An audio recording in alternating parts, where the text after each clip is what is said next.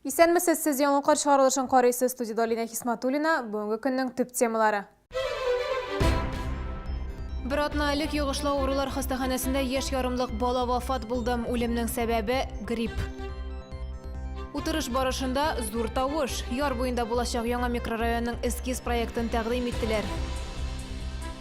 Автобусларны узаграк көтәргә туры килә. Иртәгәдән пассажирлар зур автобусларда йөриячәк.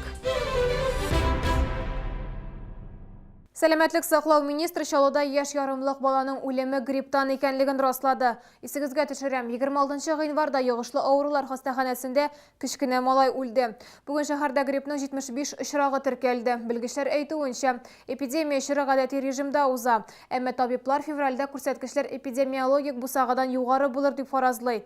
Әлегә грипптан үлү очрагы Чаллыда гына теркәлде. Нәни шәһәрдәшебезнең үлеме Чаллыда зур тавыш куптарды. Бала 21 гыйнварда Гонконг гриппы белән авырый. 2 көннән соң йогышлы авырулар хастаханәсенә китерәләр. Аның хәле уртача була. Ребенок поступил в состоянии средней степени тяжести, но интоксикационный синдром развился и инфекционно-токсический шок. Я думаю, что вместе вкупе с сопутствующими заболеваниями мы получили летальный исход. Балага прививка ясамаганнар. Моңа аның еш авыруы киртә булган. Малайның әнисе аңлатма бирүдән баш тартты. Әмма телефон аша сөйләшүдә судка бирмәячәкләрен белдерде. Хатын кызның социаль челтәрләрдә басылган язмалары буенча бала янына палатага озак вакыт табиблар килмичә торган. Бу хакта блогер Ринат Сабирҗанов язган видеода да әйтелә. Ринат барлык шәһәрдәшләр исеменнән мэрга мөрәҗәгать итә. Ул йогышлы авырулар хастаханәсендә тикшерү уздыруны сорый. В первый день помощь пришла через 2 часа. Через 2 часа, когда уже ребенок посинел, тогда его увезли в реанимацию и его откачали. Но на следующий день его откачать не смогли. Не смогли или не хотели, это вопрос. Сказал бы, что уже поздно искать виноватого, но это не так. У всех есть дети, и любой ребенок может попасть в эту больницу. Әлеге язманы кыска вакыт эчендә 5000-дән артык кеше карый. Хәзер күзәтчелек органнары йогышлы авырулар хастаханәсендә тикшерү оештырды. Сәламәтлек саклау идарәсендә аның нәтиҗәләре 20-30 көннән соң билгеле булачак дип белдерделәр. Хәзер Чаллыда кискен тын юллар авыруы һәм грипп белән авыручылар саны кимүгә таба бара. Гонконг гриппыннан соң эзлегүләр сирәк күзәтелә. Шулай да авырый калсагыз, табибларга мөрәҗәгать итәргә кирәк. Гүзәл Шихапова, яңалыклар. Тикшерү комитеты Афина бассейнында үлү очрагы буенча җинаять эше тикшерүне тәмамлады. Исегезгә төшерәм, 19 ноябрьдә 11 яшьлек кыз батып үлде.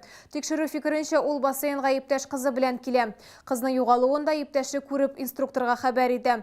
Инструктор булып исә 16 яшьлек яшүсмер эшләгәнлеге ачыклана. Егетне рәсмиләштермичә генә аянычлы хәлгә бер атна кала эшкә кабул итәләр. Җинаять эше директор-консультанты 53 яшьлек Наталья Мавринкова һәм 34 яшьлек кассир Олеся Шадрина карата кузгатыла. Алар куркынычсызлык таләпләренә җавап бирми торган хезмәт күрсәтү аркасында үлем очрагы килеп чыгу маддәсе буенча гаепләнә.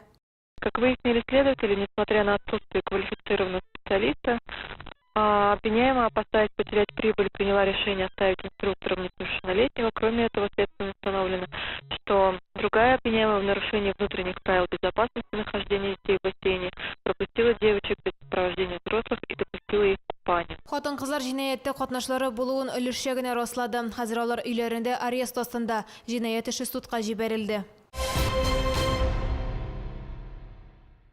Кама елгасы янында яңа микрорайон барлыкка киләчәге биредә 4000 кеше яшәр дип көтелә. Шәһәр төзелеш советының чираттагы утырышында территориянең эскиз проектын карадылар. Бу проект архитекторлар арасында зур тавыш куптарды. Белгечләр яңа микрорайонны ничек күзаллый? Гүзәл Шихапова белеп кайтты. Кама елгасы янында бары тик асфальтлы йортлар гына төзеләчәк, биек биналар төзергә җир үзенчәлекләре мөмкинлек бирми. Архитекторлар Чаллы ярда йортларны классик стильдә, пастель төсләрдә күрә. План буенча биредә 4000 ләп кеше яшәячәк. Халык санына карап социаль объектларны урнаштыру планын, җәмәгать транспорты маршрутын булдырганнар. Разработали транспортную сеть с учетом проезда общественного транспорта.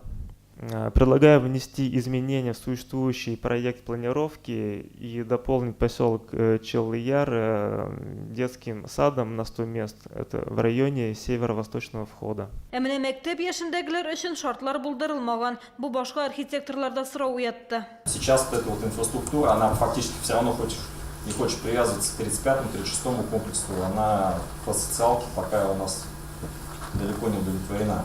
Поэтому хорошо, что садик есть, но если вы строите нормальный элитный район, но замкните его, может быть, по самообеспеченности. Есть у вас магазин, есть садик, есть там кафе.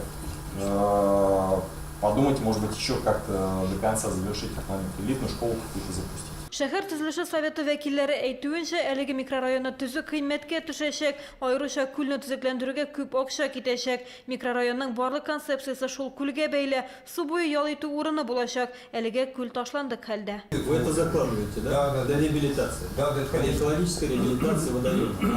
Там огромные деньги нужны. Надо будет там закладывать, согласование получить. Туда надо будет водосбор сделать. Оборот воды, там вообще... Кайбер архитекторларга автор тәкъдим иткән йортларны урнаштыру тәртибе ошамады, әмма хәзер моны үзгәртү мөмкин түгел дәрәҗәсендә.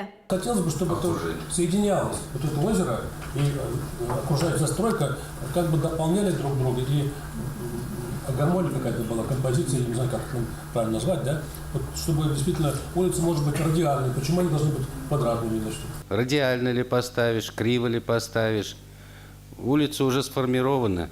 Уже первой линии до нас здесь уже сформировали первую линию береговую. Да? Дома стоят как солдатики по набережной.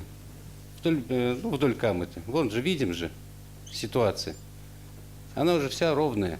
Сейчас какие радиальные вот выдумывать? Күп санлы тавышлар буенча проектны хупладылар, әмма үзгәртүләр кертү шарты белән. Шуңа күрә бу әле шәһәр төзелеше советында әлеге сорау буенча соңгы очрашу түгел. Гүзәл Шихапова, Сергей Вильданов, яңалыклар. Бүгеннән Казанның барлык мәктәпкәчә белем бирү учреждениеләре 10 сәгать ярымлык эш көненә күчтеләр. 12 сәгатьлек төркемнәр бетерелде. Әгәр дә ата-ана баласын тиешле 10 сәгать ярымнан артыграк тота икән, ягъни бакчага иртәрәк китерсә я соңрак алса, хәзер ул моның өчен 300 сум өстәп түләргә тиеш була. Бу яңалык безнең шәһәргә кагылмый. КамАЗ һәм башка предприятиеләрнең 2 сменада эшләвен истә тотып, шәһәр җитәкчелеге балалар бакчаларында элеккечә 12 сәгатьлек эш режимын саклап калды. Безнең төп предприятиеләр шәһәрдә эшләүчеләр, хезмәткәрләр дип әйтик инде, алар соңгы хатлы 2 сменалы эшли. Шуның өчен менә безнең шәһәрдә барлык белем бирү учреждениеләрдә 12 сәгатьтә эшли. Әгәр дә инде андый тәкъдимнәр була икән, районлар тарафыннан, әтиәниләр тарафыннан тәкъдимнәр килсә, без аны карарга әзер. Һәм инде әтиәниләр хисабына өстәмә 6 сәгать 6дан соң балаларны карау мөмкинлекләре тудырырга мөмкин. Шәһәрдә микроавтобуслар санын киметәләр. Максат пассажирларны зур автобусларга күчерү. Үзгәрешләр иртәгәдән башланачак. Һәр маршруттан 10 автобус алына. Чаллы халкы өчен моның тискәре йогынтысы булмасмы? Бу сорауга хәбәрчеләребез ачыклык кертте. Пассажирлар ташу белән шөгыльләнүче оешмаларга микроавтобуслар санын киметүләрен таләп итеп, Башкарма комитет язмача гариза юллаган. Башкарма комитет автобуслар саны документларда күрсәтелгән чиктән артып китмәскә тиеш дип белдерә. Письмо уже мы получили. Хатны алдык. Петербургтан килгән белгечләр тикшерү уздырганнар. Иртәгәдән маршрутларны шул нәтиҗәләргә карап төзелгән килешү буенча үзгәртергә тырышачакбыз. Автобуслар саны кимүнең тискәре йогынтысы булмасмы? Беренче чиратта моннан завод эшчеләре зыян күрәчәк дип фаразлый белгечләр. Завод эшчеләре эшкә барган, эштән кайткан вакытларда автобуслар гадәттә күбрәк йөри. Элек аларның вакыт аралыгы 3 минут иде. Ә хәзер эшчеләргә автобус килгәнен 7 минут көтәргә туры киләчәк. Халык әзерме соң моңа? Ну, я автобус жду, не газельку, поэтому минут 5 уже стою. Ну, хотелось бы, чтобы газельки чаще ходили и посвободнее были, мест побольше было бы, потому что стоя часто ездим. Чаллы халкы микроавтобуслардан кызыл автобусларга күчеп утыра алачак. Моның уңайсыз яклары да булырга мөмкин. Электротранспорт оешмасы әлеге сорауга җавап бирүдән баш тартты. Автобуслар саны һәм ничә пассажирга хезмәт күрсәтә алачак. Булар турында барлык мәгълүматлар да Башкарма комитетка тапшырылды дип кенә шикләнделәр алар. Чаллы юлларының барлыгы 100 микроавтобусның алынуы көтелә. 200 йөртүче эшсез калачак дигән сүз. Ну, пока мы будем их как бы чередовать. Әлегә без аларны чиратлап чыгарачакбыз. Интерваллар мәсьәләсен хәл итә алырбызмы? Шәһәр халкы зарланмасмы? Карык, тикшерик башта. Петербург белгечләре шундый нәтиҗә чыгаргач, бәлким хәл дә итә алырбыз. Әкренләп киметә башларбыз. Җәмәгать транспортына кагылышлы бу үзгәрешләрнең файдасы нидә? Анысы әлегә ачык түгел. Шунысы гына билгеле, иртәгәдән халыкка тукталышларда кирәкле автобусларын элеккегә караганда озаграк көтәргә туры киләчәк. Райнур Агламтинов, Луиза Сафуанов, Сергей Вильданов, яңалыклар. Транспорт темасын дәвам итеп, 33-ші, 35-ші һәм 36-ші микрорайоннарда яшәүчеләрнең сорауларын ишеттеләр. Хәзер 42-ші һәм 43-ші маршрут буенча хәрәкәт итүче автобуслар Шулман проспектының азагына кадәр бара.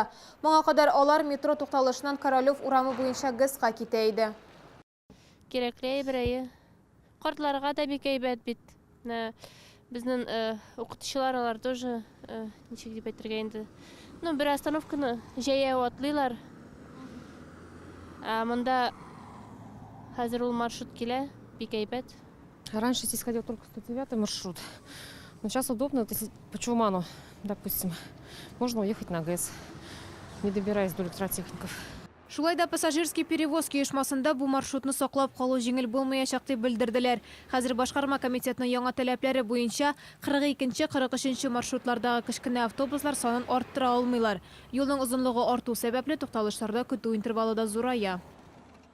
Шәһәрдә Альфонс кораклар пәйда булган. Полиция хезмәткәрләренең сүзләренә караганда, кораклар башта хатын-кызлар белән килеп таныша, аларның ышанычын яулый. Корбанында төн кунып, ул йоклаган арада барлык кыйммәтле әйберләрен урлап качалар. Соңгы җинаять әле шушы көннәрдә генә кылына. 32 яшьлек Ират, 33 яшьлек Шаллы хатын-кызы белән шәһәр кафеларының берсендә таныша. Бәйрәмне алар әлеге хатын-кызның өендә дәвам итәләр.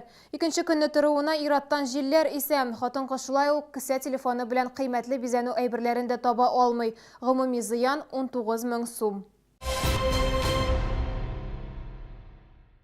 2 февральда Чаллыда Россия күләм ярминке ачыла. Биредә 35 төбәктән 120 оешма үз продукциясын тәкъдим итәчәк.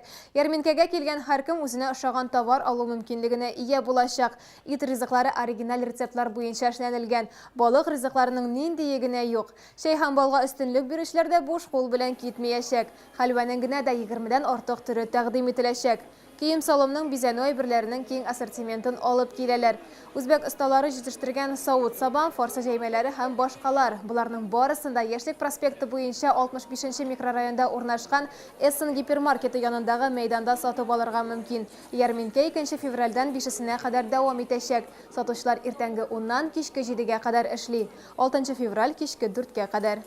Бүген Казанда World Skills эшче һөнәрләр чемпионатының яшь профессионаллар дигән республика этабы башланды. Ул 3 көн барачак. 18-23 яшьлек егетләр һәм кызлар һөнәри осталыкта көч сынашалар. Ярышларга әзерлек узган елның октябрь-ноябрь айларыннан ук башланды. Һөнәри белем бирү учреждениеләренең һәр 10-нчы студенты World Skillsның сайлап алу турында үз көчен сынап караган. 6000 укучы арасыннан күрсәткечләре иң яхшы булган 420 баланы сайлаган. Алар хәзер республика этабына 72 компетенция буенча көч сынашалар. Чаллыдан чемпионатта 30 студент катнаша.